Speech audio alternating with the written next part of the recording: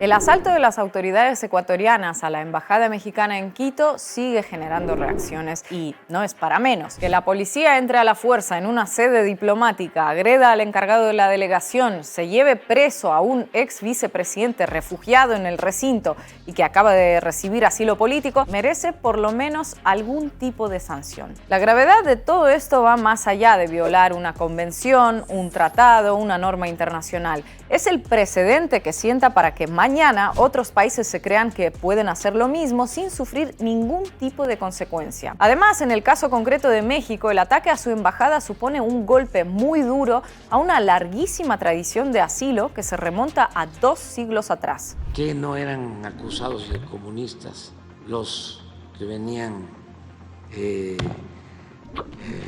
huyendo a buscar protección a México desde la Guerra Civil Española, que no le dimos nosotros protección a los judíos cuando la persecución de Hitler, todo el cono sur.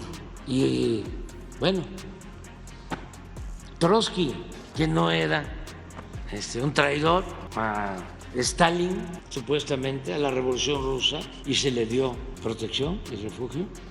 Recientemente lo de Evo Morales, un golpe de Estado también racista. ¿De dónde viene la tradición de asilo de México? ¿A qué figuras importantes dio refugio a lo largo de la historia? ¿Por qué es importante sancionar el asalto a la embajada mexicana en Quito? Estas son algunas de las preguntas que abordaremos en esta edición de Cafeína. No se olviden de suscribirse a nuestros canales de YouTube, denle me gusta a este vídeo, compártanlo en sus redes y déjennos sus comentarios. Y ya si quieren y pueden, háganse socios y socias de Canal Red, porque este tipo de contenidos es posible gracias a ustedes, que son nuestra fuente de financiación. Comenzamos.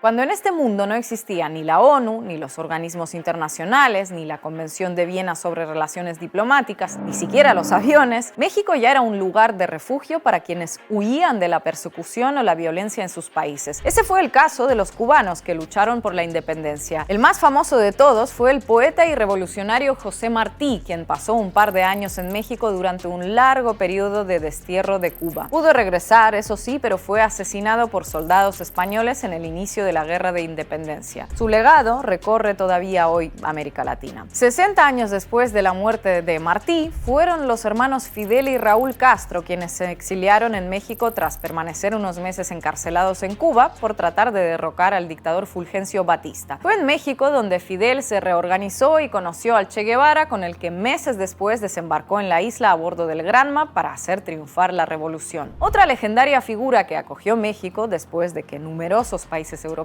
le cerraran las puertas fue León Trotsky. El político revolucionario fue expulsado de la Unión Soviética por Stalin en 1929 y comenzó un largo peregrinaje que lo llevaría a Turquía, Noruega y Francia hasta que finalmente llegó a México. Fueron los artistas Diego Rivera y Frida Kahlo quienes mediaron por él ante el gobierno de Lázaro Cárdenas y lo alojaron en la famosa Casa Azul. En este caso, el asilo mexicano no evitó que Trotsky fuese asesinado por el español Ramón Mercader, una suerte de agente infiltrado que había conseguido ganarse la amistad del político. México fue también el hogar de miles de republicanos españoles que escaparon de la dictadura de Franco tras la Guerra Civil, entre ellos el poeta León Felipe y el cineasta Luis Buñuel. Además, en Ciudad de México se asentó durante los primeros años del franquismo el gobierno de la República en el exilio, mientras en Francia el embajador mexicano daba protección y asistencia médica al expresidente español Manuel Azaña. A su muerte, las autoridades francesas impidieron que fuera enterrado con la bandera republicana y su familia se negó a usar la franquista. Finalmente, Azaña fue sepultado con la bandera mexicana porque así lo quiso el embajador de ese país. Lo cubrirá con orgullo la bandera de México. Para nosotros será un privilegio. Para los republicanos, una esperanza. Y para ustedes, una dolorosa lección. Por cierto, a diferencia de Reino Unido o Francia, México nunca reconoció a Francisco Franco. En la década de los 50, México dio asilo a Jacobo Arbenz, el presidente de Guatemala que fue derrocado por un golpe de Estado dirigido desde Estados Unidos y ejecutado por la CIA. Ya saben, los años de la Guerra Fría. De fondo, una reforma agraria que puso en riesgo los intereses de las empresas fruteras estadounidenses, que llevaban décadas explotando tierras y personas en Guatemala. Guatemala. Arbenz nunca regresó a su país, falleció en México años después. Ya en los 70, los golpes de Estado y las dictaduras militares en América Latina multiplicaron las solicitudes de asilo. En Chile, la embajada mexicana abrió sus puertas a unas 800 personas que huían de la dictadura de Pinochet. A la par, Ciudad de México acogía a la viuda de Salvador Allende, Hortensia Bussi, y a su familia. Después de 15 años de exilio, Tencha, como era conocida popularmente, regresó a su país para continuar con el legado de su esposo. Sigan ustedes sabiendo que mucho más temprano que tarde, de nuevo abrirán las grandes alamedas por donde pase Don Benigno para construir una sociedad mejor. Al igual que Chile, Argentina también sufrió un golpe de Estado en 1976. Esa noche, el expresidente argentino Héctor José Cámpora sufrió un ataque en su hogar, pero consiguió escapar junto a su familia de la Embajada de México en Buenos Aires. El dirigente peronista vivió unos años en la sede diplomática hasta que las autoridades militares le permitieron partir hacia México, donde falleció. Otra figura relevante que encontró refugio en México fue el Shah de Irán, Mohammad Reza Pahlaví, después de ser derrocado durante la Revolución Islámica. El Shah recorrió Egipto, Marruecos, Bahamas, Francia se negó a acogerlo y finalmente, a petición de Washington, acabó en México con una visa de turista de 6 meses. El Shah estuvo viviendo a cuerpo de rey, nunca mejor dicho, en una residencia de lujo de Cuernavaca, pero tuvo que viajar a Estados Unidos para recibir un tratamiento médico. El caso es que todo eso desató el enojo de Irán y desembocó en la toma de rehenes en la embajada estadounidense en Teherán. Así que México no renovó su visa y normal, si los empresarios estadounidenses y Henry Kissinger habían utilizado al Shah para defender sus propios intereses en el país persa, pues que se lo quedasen, ¿no? Pues no, se fue a Bahamas y luego a Egipto, donde falleció poco después. México también acogió en los años 80 a miles de indígenas de Guatemala que escapaban de la guerra civil. Entre ellos estaba la activista de derechos humanos Rigoberta Menchú, quien pidió asilo al país norteamericano después de que su familia fuera torturada y asesinada. En México, Menchú dio a conocer las injusticias que sufrían los pueblos indígenas. Regresó a Guatemala unos años después, donde pudo continuar con su causa, la que le llevó a ganar el Nobel de la Paz. En suma, yo pienso que el racismo, la discriminación, las fobias deberían ser declarados delitos de lesa humanidad, porque ofende la humanidad en su totalidad y no se debe practicar en ningún lado del mundo. Durante las siguientes décadas, la tradición mexicana de asilo quedó prácticamente suspendida hasta el sexenio de López Obrador, aunque tenemos una curiosa excepción. En 2009, durante el gobierno de Felipe Calderón, el presidente de Honduras, Manuel Zelaya, encontró refugio en México después de ser derrocado y expulsado de su país por las Fuerzas Armadas. El caso es que Calderón lo recibió con honores de Estado, pero Zelaya solo estuvo 2 días en México. Regresó clandestinamente a su país y se refugió en la Embajada de Brasil.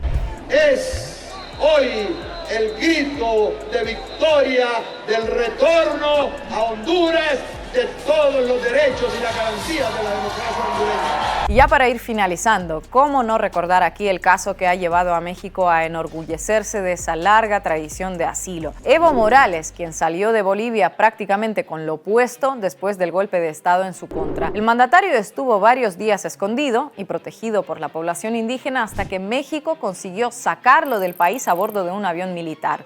No fue fácil. Perú y Ecuador negaron el permiso para sobrevolar su espacio aéreo, pero consiguió llegar a Ciudad de México, donde estuvo un mes. Quiero decirles, estamos muy agradecidos porque el presidente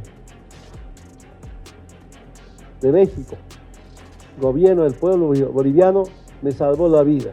Luego se trasladó a Argentina con un recién estrenado Alberto Fernández ya en el poder y regresó a Bolivia cuando el país recuperó la democracia. No era la primera vez que México daba protección a ciudadanos bolivianos. Durante el sangriento golpe de Estado contra Lidia Gayler Tejada en 1980, la Embajada Mexicana en La Paz se convirtió en el refugio de unas 300 personas que escapaban del régimen militar. México trató también de dar asilo a Pedro Castillo, quien pidió refugio en la Embajada en Lima, pero fue detenido antes de conseguirlo y acusado de traición por disolver el Congreso. La oposición peruana de derechas dice que dio un golpe de Estado. El caso es que Castillo llevaba meses sufriendo el acoso y derribo de un parlamento que se negó desde el principio a reconocer su legitimidad como presidente. Hoy, el ya exmandatario sigue preso mientras su familia se encuentra asilada en México. Es una infamia meter a la cárcel al presidente de Perú, que lo eligió el pueblo. ¿Dónde está la democracia? ¿Para qué se habla tanto de democracia? Se tiene en la cárcel al presidente de Perú, a Pedro Castillo, que fue electo por la gente. Pero lo eligieron los pobres, los de la sierra. No, lo eligieron los de Lima. Todos estos políticos, poetas, escritores, ciudadanos son solo un pequeño ejemplo de todas esas personas que encontraron un refugio en México escapando de la persecución en sus países. Y gracias a México consiguieron salvar sus vidas. En todos esos casos solía argumentarse que eran traidores, criminales, asesinos, comunistas, delincuentes, como hoy sucede con Jorge Glass. El ex vicepresidente ecuatoriano consiguió lo más difícil, un lugar que le dio refugio. Pero un mandatario, Daniel Noboa, decidió saltarse el derecho internacional más elemental para apresarlo, o más bien secuestrarlo. El derecho de asilo es inviolable y si se viola debe ser condenado, sancionado, penado, porque si no se hace, miles de españoles, chilenos, argentinos, uruguayos habrían muerto por la represión de crueles dictaduras. Dictaduras que, por cierto, estaban amparadas por los mismos que hoy hablan tanto de derechos humanos y emiten escuetas condenas a Ecuador.